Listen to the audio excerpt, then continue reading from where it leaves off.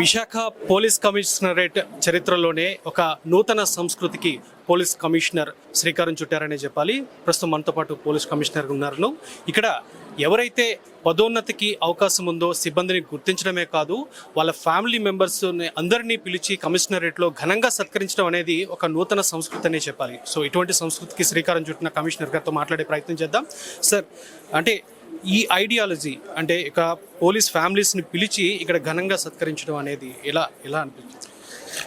ఇది నా కళ అని చెప్పొచ్చు.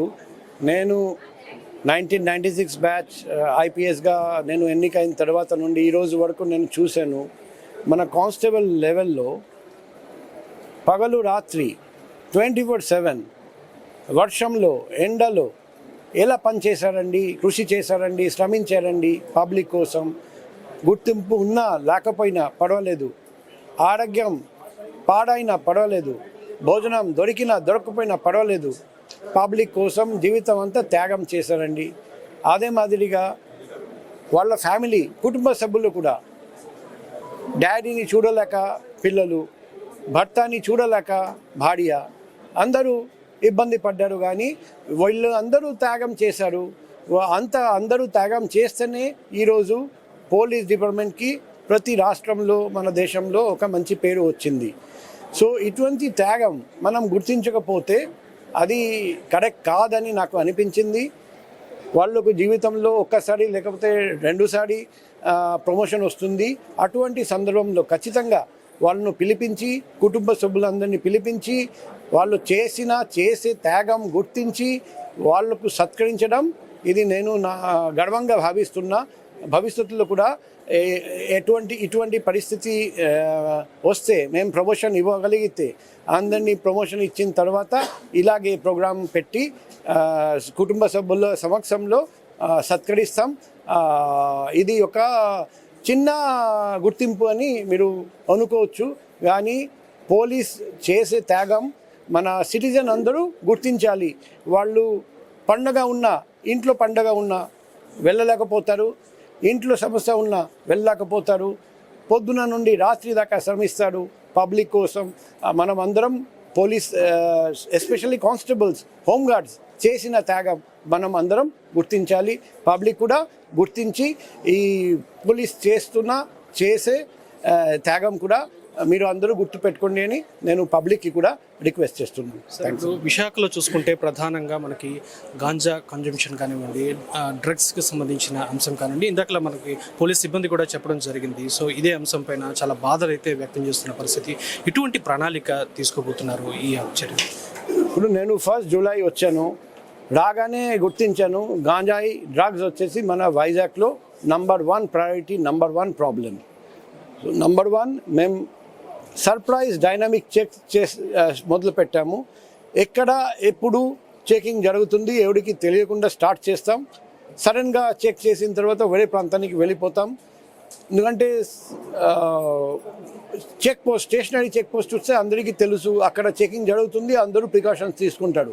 ఎటువంటి డైనమిక్ చెకింగ్ ఉంటే ఎవరికి తెలియకుండా చెకింగ్ జరిగితే అందరూ భయపడతారు. ఎలా తీసుకురావాలి, ఏ రూట్ ద్వారా తీసుకురావాలి, పోలీసు వాళ్ళు పట్టుకుంటారేమని భయం వస్తుంది. Number 2 decoy parties. ఇప్పుడు స్కూల్, కాలేజ్, యూనివర్సిటీ పిల్లలు గాంజాయి సేవిస్తున్నారని మాకు ఇన్ఫర్మేషన్ వచ్చింది.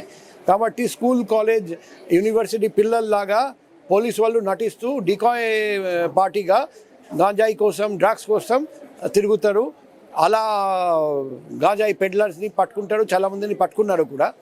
మూడోది, నా ఫోన్ నెంబర్ ఇచ్చాను పబ్లిక్కి, పోలీస్కి కూడా. వాళ్ళు 24 గంటలు నాకు కంటిన్యూస్గా ఎక్కడెక్కడ గాంజాయి సేవిస్తున్నారు, ఎక్కడెక్కడ ఎవరెవరు గాంజాయి వ్యాపారం చేస్తున్నారు నాకు కంటిన్యూస్గా ఇన్ఫర్మేషన్ పాస్ ఆన్ చేస్తున్నారండి. నేను కూడా ఇన్ఫర్మేషన్ బేస్ చేసుకొని కంటిన్యూస్గా దారులు జరుపుతున్నాం, పట్టుకుంటున్నాం.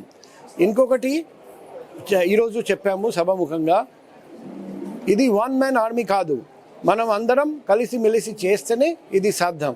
అందుకే వైజాగ్ సిటీ ప్రజలందరికీ నా విన్నపము, మీడియా స్నేహితులందరికీ కూడా నా విన్నపము, మీరు అందరూ ముందుకు రండి, గాంజాయి నిర్మూలించడానికి మాకు సహకరించండి. ఆల్రెడీ నేను వైజాగ్ డిస్ట్రిక్ట్ కలెక్టర్ గారికి, జీఎంఎంసీ కమిషనర్ గారికి రిక్వెస్ట్ చేశాము. మన సిటీలో సీసీటీవీ లేని చోట సీసీటీవీ పెట్టిద్దాం. సీసీటీవీ ఉన్నా పనిచేయడం లేదు, సీసీటీవీ బాగు చేద్దాం. అదే మాదిరిగా ఎక్కడెక్కడ లైటింగ్ లేదు, ఎక్కడెక్కడ పోదలు ఉన్నాయి, ఆ చీకటిలో ఎక్కువ గాంజాయి వ్యాపడం జరుగుతుంది, సేవించడం జరుగుతుంది. మన సిటీలో ప్రతి చోట వెలుతురు ఉండాలి, ప్రతి చోట పోదలు ఉంటే అది కట్ చేసి నిర్మూలించి క్లీన్ చేయాలి. ఆ ప్రోగ్రాం కూడా నడుస్తుంది. నాకు నమ్మకం ఉంది, ప్రజలు సహకరిస్తే తొందరగా గాంజాయి రహిత, డ్రగ్స్ రహిత వైజాగ్ మనం తయారు చేయగలుగుతాం. రండి, ముందుకు రండి. ప్రజలకు నా వినోదము, పోలీస్కి సహకరించండి. Thank you. సో సమిష్టి కృషితోనే గాంజాయి రహిత నగరంగా విశాఖ రూపుదిద్దుకుంటుందని మీరు స్టేట్మెంట్ ఇవ్వడం జరిగింది. ఈ నేపథ్యంలో ఎవరైతే డ్రగ్స్కి సంబంధించిన వ్యక్తులు ఎవరైతే ఉన్నారో అటువంటి వారికి ఎటువంటి హెచ్చరికలు అనేవి మీరు చేస్తారు? వాళ్ళందరికీ నేను హెచ్చరిస్తున్నాం, మీరు గాంజాయి వ్యాపారం కంటిన్యూ చేయాలంటే ఈ జిల్లా వదిలేసి పారిపోవాలి. గాంజాయి వ్యాపారం చేయాలంటే వైజాగ్ జిల్లా మీకు సేఫ్ కాదు. మేము అటువంటి ప్రతి మనిషిని గుర్తిస్తున్నాం.